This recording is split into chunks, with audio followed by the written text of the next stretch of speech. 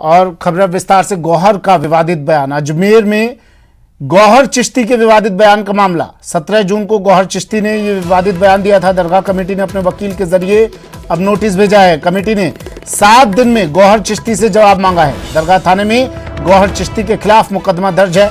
दरगाह परिसर का इस्तेमाल कर विवादित नारा देने का आरोप इस पर लगा है। फिलहाल गौहर चिश्ती फरार चल रहा है।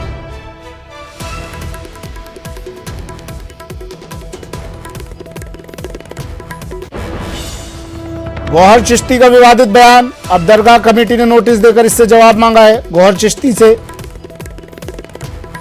17 जून को गौहर चिश्ती ने विवादित बयान दिया था।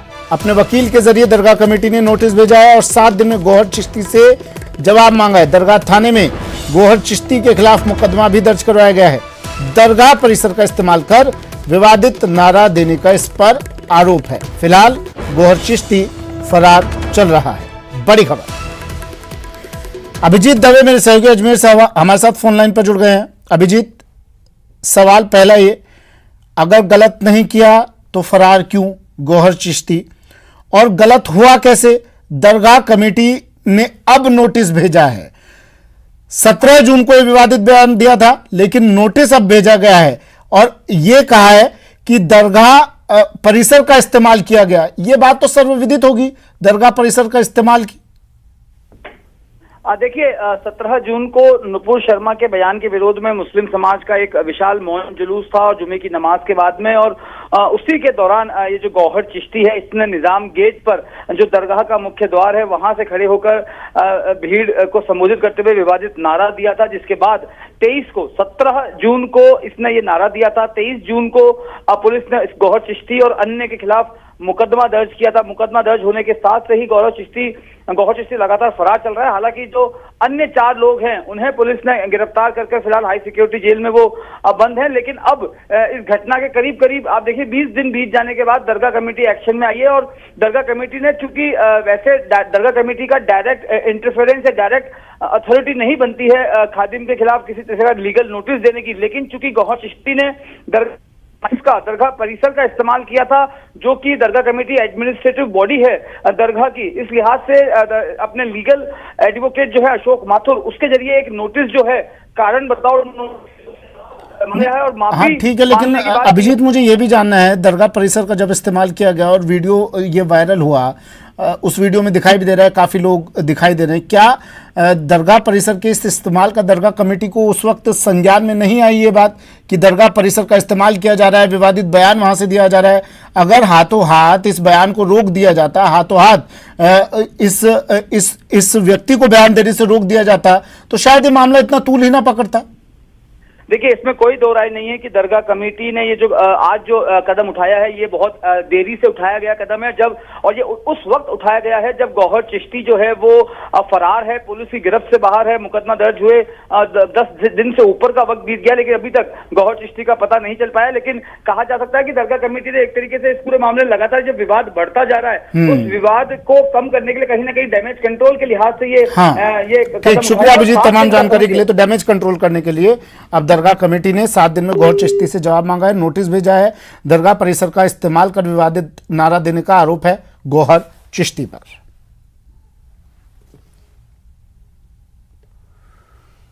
और कन्हैया हत्याकांड में अपडेट है। छानबीन में एनआईए को अहम सुराग मिले हैं। रियाज और गौस के घर से अहम सबूत मिले हैं एनआईए को। दोनों के घर से कुछ सिम कार्ड और दस्तावेज जब्त किए हैं। सुबह आरोपियों के घर पर एनआईए ने दबिश दी थी।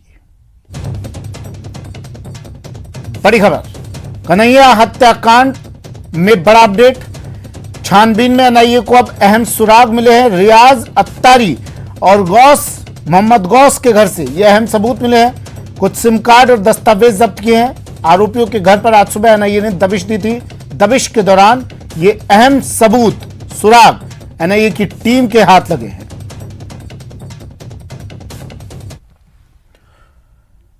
कन्हैया लाल हत्याकांड में एनआईए की टीम एक्शन मोड में है। एनआईए की टीम उदयपुर पहुंची और आज सुबह आरोपियों के घर पर और संबंधित ठिकानों पर दबिश दी। तो वहीं एक टीम घटनास्थल पर भी पहुंची। भूत महल गली में स्थित सुप्रीम टेलर तक एनआईए की टीम ने वीडियोग्राफी करवाई और दुकान खोलकर स्थिति को समझने की कोशिश की। उदयपुर से जानकारी दे रहे हैं संवाददाता कपिल श्रीमाली। हत्याकांड के मामले में एनआईए की टीम एक बार फिर उदयपुर में है। कल देर शाम एनआईए की टीम उदयपुर पहुंची थी और आज सुबह से अपनी कार्रवाई को तेज कर दिया है। सुबह सुबह एनआईए की टीम ने जो आरोपी गिरफ्तार किए गए हैं उनके घरों पर दबिश दी और दबिश देने के अलावा उस जो संबंधित ठिकाने पूछताछ में सामने आए वहां पर भी एनआईए की टीम पहुंची थी और कुछ क्लू इकट्ठा करने की कोशिश की। इसके अलावा आप देखिए, मैं इस समय उस जगह पर मौजूद हूँ, ये ग्राउंड जीरो पर मैं मौजूद हूँ, सुप्रीम टेलर के बाहर हूँ। ये वही जगह है जहाँ पर कन्हैयालाल की हत्या की गई थी। इस जगह पर भी एनआईए की टीम आई थी। एनआईए की टीम ने यहाँ आकर जो इस दुकान को खोला, दुकान खोलने के बाद में अंदर की स्थिति को देखा, दुकान के अंदर उस समय कौन कहाँ खड़ा हुआ था ये समझने की कोशिश की। पहले माना जा रहा था कि सीन रिक्रिएट किया जा सकता है, लेकिन सीन रिक्रिएट तो नहीं किया गया, लेकिन स्थिति पूरी समझने की कोशिश की। उस समय हम बात करने की कोशिश करेंगे अगर ये हमसे बात कर पाएँ। अच्छा, किस टीम जब आई थी तब क्या हुआ था? शटर खोल के देखा था दुकान में और बाहर खड़े थे, बातचीत कर रहे थे बस। अच्छा, कितने लोग आए थे? अंदाजन कितने लोग थे? 10 लोग थे। वीडियोग्राफी वगैरह कर रहे थे क्या? नहीं, पता नहीं सर वीडियोग्राफी का। देखिए, इस इलाके में सिर्फ यही एक व्यक्ति है जो अपनी दुकान खोलकर अपना काम कर रहे हैं। इसके अलावा सभी दुकानें यहाँ पर बंद है। कुछ तकरीबन 10 बजे का समय था जब एनआईए की टीम मालदा स्ट्रीट के अंदर वीडियोग्राफी करते हुए प्रवेश हुई और इस दुकान तक की पूरी वीडियोग्राफी की। दुकान खोलने के बाद में अंदर की स्थिति को पूरा समझा, कौन व्यक्ति कहाँ खड़ा था, किस तरह से घटना को अंजाम दिया गया था, संभवतः ये भी यहाँ पर समझने की कोशिश की। तो तकरीबन 10 से 12 लोग, जैसा कि हमने यहाँ पर जो लोग मौजूद हैं उनसे पूछा, 10 से 12 लोग एनआईए की टीम में यहाँ पर आए थे और उन्होंने जो है पूरी जानकारी जुटाने की कोशिश की। इसके अलावा यहाँ से टीम अब चली गई है दूसरे स्थानों पर। बताया जा रहा है कि दूसरे स्थानों पर एनआईए की टीम पहुंची और वहाँ पर भी संभवतः कुछ क्लू इकट्ठा करने की कोशिश कर रही है। तो एनआईए की टीम उदयपुर में अपनी तफ्तीश को आगे बढ़ाने के लिए आई है और सुबह से एक्टिव मोड में नजर आ रही है। कपिल श्रीमाली, न्यूज़ 18 उदयपुर। कन्हैयालाल हत्याकांड में एक के बाद एक खुलासे हो रहे हैं। अब सामने आया है कि कन्हैयालाल की हत्या के बाद आरोपियों ने 2 बार अपने कपड़े बदले थे। एक फैक्ट्री में वीडियो बनाने के बाद आरोपी सुखेर इलाके में एक दुकान पर पहुंचे। इस दौरान दुकान के मालिक ने अपने एक कर्मचारी को भेजकर आरोपियों की बाइक में पेट्रोल भरवाया था। यह बाइक रियाज की थी जिसका नंबर 2611 था। आरोपियों को अजमेर जाना था, इसलिए पहले कपड़े बदलने के लिए सुखेर इलाके की एक दुकान पर पहुंचे। जब वो दुकान के अंदर कपड़े बदल रहे थे तब दुकान के मालिक अमजद ने रियाज की बाइक में पेट्रोल भरवाने के लिए एक शख्स को पास के पेट्रोल पंप पर भेजा। करीब 3 मिनट बाद आरोपी पेट्रोल भरवाकर दुकान पर आ गया था। पेट्रोल पंप पर लगे सीसीटीवी कैमरे में रियाज की बाइक में वो शख्स पेट्रोल पंप पर आता भी नजर आया। 28 जून से ही ये दुकान बंद है और पेट्रोल भरवाकर लाने वाला व्यक्ति फरार।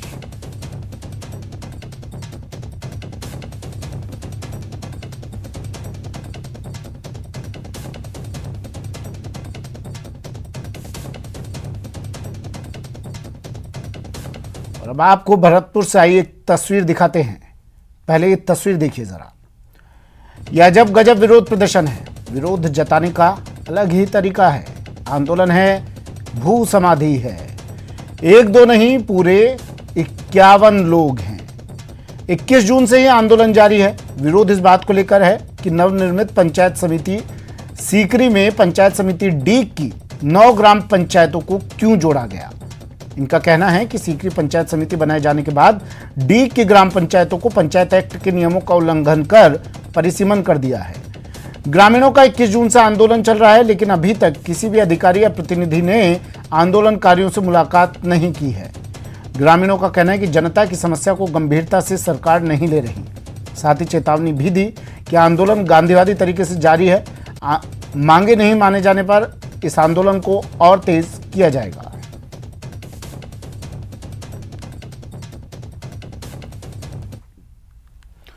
और अब बात उदयपुर की, जहां हालात सामान्य होते जा रहे हैं। जनजीवन पटरी पर लौट रहा है। लगातार सामान्य होते हालात के बीच कर्फ्यू में ढील का दायरा भी बढ़ा दिया गया है। आज भी उदयपुर में कर्फ्यू में 15 घंटे की ढील दी गई। इससे पहले कर्फ्यू में 4 घंटे की ढील के साथ छूट का दायरा शुरू किया गया था, जो बाद में बढ़ाकर 10 घंटे, 12 घंटे और फिर 14 घंटे किया गया। और अब लगातार शांति कायम रहने के चलते दायरा 15 घंटे तक किया गया है। उदयपुर से जानकारी दे रहे हैं संवाददाता कपिल श्रीमाली। शांति और अमन की राह पर लौट रहा है। लगातार जो बंदिशें उदयपुर पर लगाई गई थी उसमें अब छूट दी जा रही है और आज कर्फ्यू में 15 घंटे की छूट देने का निर्णय लिया है। सुबह 6 से रात को 9 बजे तक बाजार खुले रहेंगे और इस बीच आप देखिए कि जो लोगों की आवाजाही है वो भी बढ़ी है। बिल्कुल, जनता को वास्तव में जो 6-7 दिन निकले हैं जनता के लिए बहुत परेशानी कारक निकले हैं, क्योंकि जो नेट बंद था उससे वास्तव में जनता का सारे काम, चाहे उद्योग हो चाहे दुकानें हो, सभी का जो काम था वो सब नेट बंदी से और शहर बंद होने से बंद था। और अभी वास्तव में जनता जिस तरह से बाहर निकली है, खौफ का साया कम हुआ है और जनता वापस धीरे धीरे काम पर लौटी है। देखिए, निश्चित तौर पर लोगों में भय कम हुआ है और यही वजह है कि सड़कों पर भीड़ देखी जा रही है और सुरक्षा के इंतजाम आप देख सकते हैं कि चाक चौबंद बंदोबस्त जो है वो यहाँ पर सुरक्षा के हम देख सकते हैं। पुलिस का जो जाब्ता है वो हर जगह पर तैनात है। ये कोशिश की जा रही है कि जो पुलिस की जो टीम है वो सभी लोकेशंस पर तैनात रहे और किसी भी तरह की अप्रिय घटना को होने से रोक सके। इसके अलावा शहरवासियों का भी सहयोग जो है वो पुलिस को मिल रहा है। आप देखिए कि भीड़ चारों तरफ आप देख सकते हैं। अब लोगों की आवाजाही जो है वो सड़कों पर काफ़ी ज़्यादा होने लगी है। लोगों के अंदर जो एक भय का माहौल पिछले कुछ समय में देखा जा रहा था उसमें काफ़ी कमी नज़र आ रही है और लोग भी चाहते हैं कि पर्यटकों की यह नगरी, जो कि हमेशा शांत स्वभाव के लिए जानी जाती है, यह नगरी जो है वो पुनः पटरी पर लौटे, यहाँ का पर्यटन व्यवसाय पटरी पर लौटे और इस नगरी में जिस तरह की अशांति फैली थी अब इस तरह के नज़ारे देखने को ना मिले। कपिल श्रीमाली, न्यूज़ 18, उदयपुर। कानून व्यवस्था को लेकर एक बार फिर बीजेपी के राष्ट्रीय प्रवक्ता राज्यवर्धन सिंह राठौड़ ने प्रदेश सरकार पर निशाना साधा है।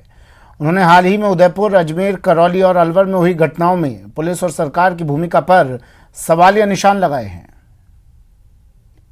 अजमेर दरगाह का एक खादिम है, उसका नाम है सलमान चिश्ती। वो खुलेआम धमकी दे रहा है, कह रहा है किसी को मारने की, काटने की और प्रोत्साहित भी कर रहा है कि जो ऐसा करेगा उसे पूरी जायदाद, जमीन वगैरह देंगे। ये खुलेआम हो रहा है राजस्थान में। उसे राजस्थान पुलिस ने पकड़ लिया, लेकिन पकड़ने के बाद एक और वीडियो वायरल हुआ है जिसके अंदर राजस्थान की पुलिस एक तरह से दिखा रही है कि राजस्थान में ये सब घटनाएं क्यों हो रही हैं, किसके इशारे पर कन्हैया को सिक्योरिटी नहीं दी गई। आप वीडियो देखेंगे तो समझ जाएंगे कन्हैया को क्यों धक्के मार के निकाल दिया गया। या फिर जितनी भी घटनाएं हो रही हैं, करौली के अंदर जो कॉरपोरेटर था जिसने हिंसा करी, दंगे करे, वो उसको आज तक नहीं पकड़ा गया। आप इस वीडियो को देखकर समझ जाएंगे, क्योंकि इस वीडियो के अंदर राजस्थान की पुलिस इस अजमेर दरगाह के खादिम को समझा रही है कि कैसे अपना बचाव करना है, कि कह देना कि नशे के अंदर उसने ये बात कही है। और अब बात करेंगे उदयपुर हत्याकांड के विरोध में चल रहे बंद की, जहां प्रदेश के अलग अलग जिलों में हत्याकांड के विरोध में बाजार बंद देखने को मिला है। ये 3 तस्वीरें टीवी स्क्रीन पर आपको दिखा रहे हैं। उदयपुर हत्याकांड के विरोध में प्रदेश के कई इलाकों में बंद का असर दिखाई दिया। बंद का आह्वान किया गया और इस बंद को तमाम लोग अपना समर्थन भी देते हुए दिखाई दे रहे हैं। ये 3 तस्वीरें टीवी स्क्रीन पर विरोध में बंद।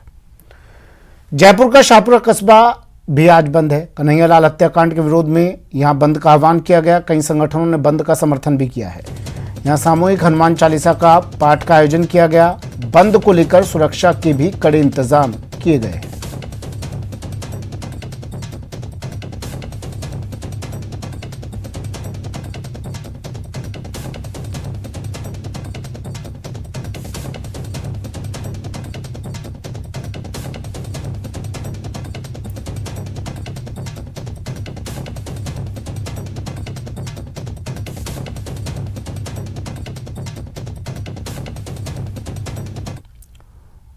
और खबर भरतपुर से, जहां बयाना उपखंड के गांव सिंघाड़ा में ग्रामीणों ने विरोध प्रदर्शन किया। प्राथमिक स्वास्थ्य केंद्र पर तैनात चिकित्सा कर्मियों को लेकर ये प्रदर्शन किया गया। आरोप है अस्पताल में तैनात डॉक्टर और कंपाउंडर ना तो समय पर आते हैं और ना ही मरीजों के साथ सही व्यवहार करते हैं। इतना ही नहीं, जब किसी मरीज की ओर से सवाल उठाए जाते हैं तो उसे झूठे केस में फंसाने की भी धमकी दी जाती है। ग्रामीणों की मांग है कि उन्हें यहां से हटाया जाए। विभागीय टीम अस्पताल में स्टाफ की जांच करने पहुंची तो ग्रामीणों ने टीम के सामने ही तैनात चिकित्सा कर्मियों का विरोध किया और उन्हें हटाने की मांग रखी। डॉक्टर अंकिता खेची और राम बाबू कंपाउंडर हर बातें डॉक्टर हटना चाहिए, डॉक्टर और कंपाउंडर, नहीं तो गांव विरोध और ज्यादा विरोध करेगा, क्योंकि इनका सही व्यवहार नहीं है, इनका सही हिसाब किताब नहीं है, ना ये ढंग से दवाई देते हैं। और अब बात दौसा की, जहां सरकारी स्कूल में शिक्षकों की कमी और सुविधाओं का अभाव होने के कारण आज स्कूली बच्चों और ग्रामीणों का गुस्सा फूट पड़ा। स्कूल के गेट पर ताला जड़ दिया। ये तस्वीरें हैं दौसा जिले के राजकीय उच्च प्राथमिक विद्यालय मोहलाई की। जैसे ही आज सुबह स्कूल खुलने का समय हुआ तो ग्रामीणों ने गेट पर ताला जड़ दिया, जिसके चलते स्कूली बच्चे और स्टाफ स्कूल के अंदर प्रवेश नहीं कर सके। ग्रामीणों का आरोप है कि करीब 40 सालों से ये स्कूल संचालित है, इसके बावजूद भी यहाँ पर पर्याप्त शिक्षक नहीं है।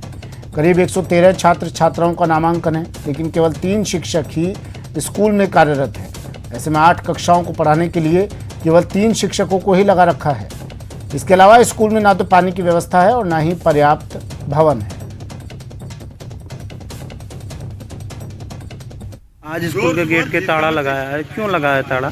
क्योंकि हमारे स्कूल में मास्टरों की कमी है, इसलिए। पानी के पीने के लिए? हाँ, पानी की भी कमी है। ये मामला तो बहुत संगीन है।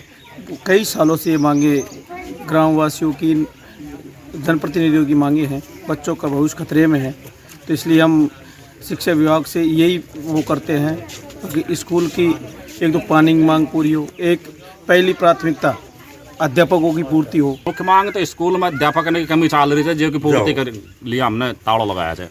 दूसरी पानी की समस्या से बालक को पानी पीवा के लिया। श्रीगंगानगर में स्कूल पर तालाबंदी जारी है।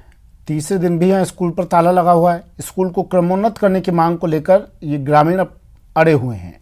रायसिंह नगर के ततारसर गांव का ये पूरा मामला।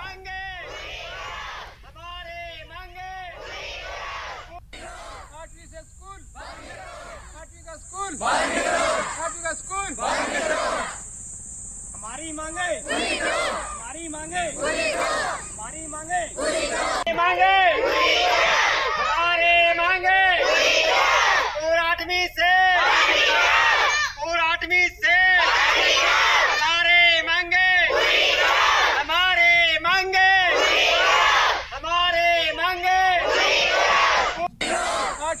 8वीं से 12वीं करोनी तक ਅਸੀਂ कल से पुखड़ता रखेंगे।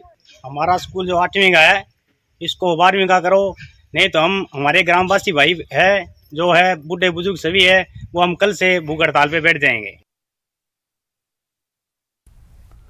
भरतपुर शहर की सफाई व्यवस्था के लिए लंबे समय बाद कंपनी और सफाई कर्मचारियों के बीच सहमति बन गई। अब निजी कंपनी सफाई के लिए मजदूरों को 270 और चालकों को 293 रुपये प्रतिदिन के हिसाब से भुगतान करेगी। अस्थायी सफाई कर्मचारियों का कहना है कि वो लंबे समय से नगर निगम में सफाई का काम कर रहे थे और निजी कंपनी के आते ही उनको हटा दिया गया था, जिसका उन्होंने विरोध किया था और निजी कंपनी को शहर में सफाई नहीं करने दी थी, जिसके कारण जगह जगह गंदगी के ढेर लगे हुए थे, जिसे लेकर निगम प्रशासन ने अव्यवस्थाओं के चलते शहरवासियों से माफ़ी भी मांगी और कहा कि लोगों को हुई परेशानी का हमें बहुत खेद है।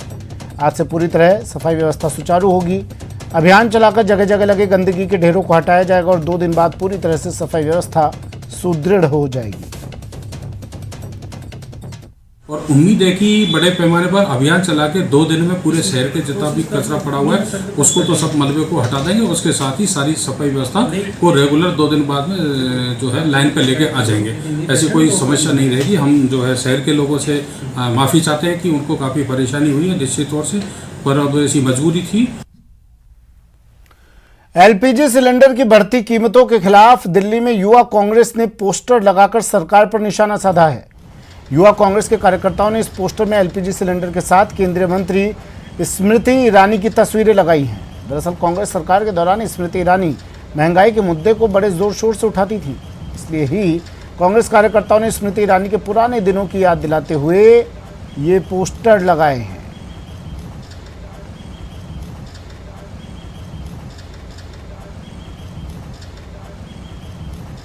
स्मृति ईरानी को पुरानी याद दिलवाई हैं युवा कांग्रेस ने, यूथ कांग्रेस ने, और उन्हें इस पोस्टर के ज़रिए बताया है कि देखिए 2014 में तो 410 रुपये का सिलेंडर था, लेकिन 2022 आते आते 1000 से ऊपर इसकी रेट पहुंच गई है। तो अब आप लोग क्यों नहीं सड़कों पर उतरते, अब क्यों नहीं प्रदर्शन किए जाते। फिलहाल इतना ही, दीजिए इजाज़त, नमस्कार।